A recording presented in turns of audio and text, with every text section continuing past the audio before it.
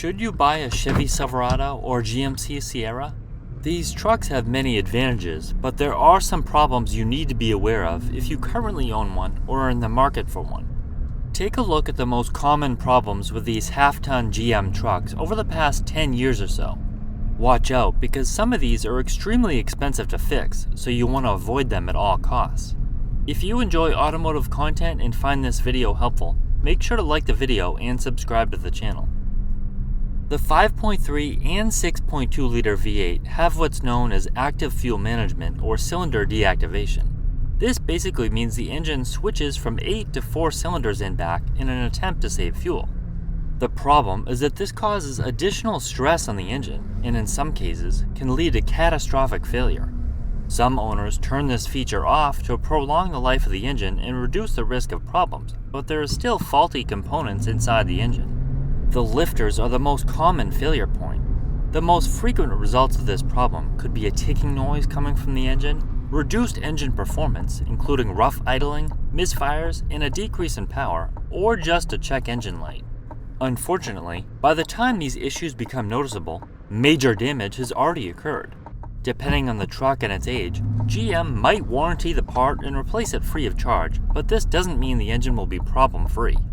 Some people have had their lifters replaced multiple times.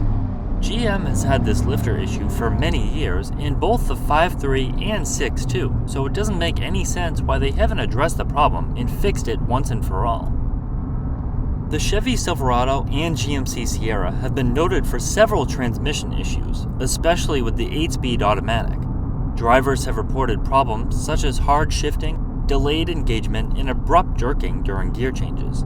Owners commonly report that the first to second shift is extremely hard first thing in the morning. These aren't huge issues on their own, but they can be indicative of future problems. These issues can lead to a rough driving experience and can raise major concerns among owners regarding the longevity and reliability of these trucks. In some cases, the transmission problems have been attributed to a faulty torque converter, leading to further complications like shuddering and loss of power. Some owners have had to rebuild or replace the entire transmission altogether, which is a very expensive job. The 10-speed transmission has its issues too, but not as severe or common as the 8-speed, yet. One of the most common issues with the 10-speed is the shift selector. The truck might unexpectedly shift into a higher or lower gear without any different throttle input or speed change. GM truck owners have reported various AC issues, especially in models from 2014 to 2017. These problems often involve the AC system failing to blow cold air, intermittent cooling, or complete AC system failure. Common culprits include leaking condenser units, defective compressors, and malfunctioning refrigerant lines. These issues not only affect the comfort of drivers and passengers, especially during hot weather, but can also lead to costly repairs. Despite several TSBs issued by GM to address these defects, many owners continue to experience recurring problems. Owners have reported a wide range of build quality issues with their trucks, which they don't feel should be a concern considering the cost to buy these. Common problems include uneven panel gaps, misaligned doors, and subpar interior materials that wear out very quickly. Many drivers have also reported rattling noises and squeaks that develop over time, adding to the feel that the trucks aren't as solidly built as they should be. Others have had problems with leaking window seals and sunroofs, leaking into the headliner, carpet, and interior upholstery, which can lead to a moldy smell if not immediately fixed. Additionally, issues with paint quality, such as peeling or premature rusting, have left some owners frustrated. These build quality flaws not only detract from the overall driving experience, but also raise concerns about how long these trucks are going to last, leaving some loyal customers disappointed after spending $50,000, $60,000, $70,000 or more on these things. Electronic problems often involve the infotainment system freezing or rebooting unexpectedly, which can be incredibly frustrating when relying on GPS or other features. Additionally, some owners have reported that the touchscreens become unresponsive or display error messages. Electrical gremlins don't stop there. Intermittent issues with power windows, locks, and even dashboard instrument clusters flickering or failing have been noted. Other electrical issues occur with the stability control throwing error codes. These electronic malfunctions can be difficult to replicate by a technician, meaning they often go undiagnosed. With some electrical issues posing safety concerns, these added features can quickly become more of a curse than a blessing. Despite updates and fixes from GM, many drivers continue to deal with these nagging problems. New Silverado and Sierras come with a 3-year, 36,000-mile bumper-to-bumper warranty and a 5-year, 60,000-mile powertrain warranty. This does help mitigate these concerns, but that only goes so far. If you break down miles from home at night with your family in the car, you're going to be in trouble. Plus, they might fix some of these issues, only for them to keep coming back over and over again. Not really the experience people want considering the prices of new trucks. In order to limit your chances of encountering these issues, you need to be sure the truck has been properly serviced.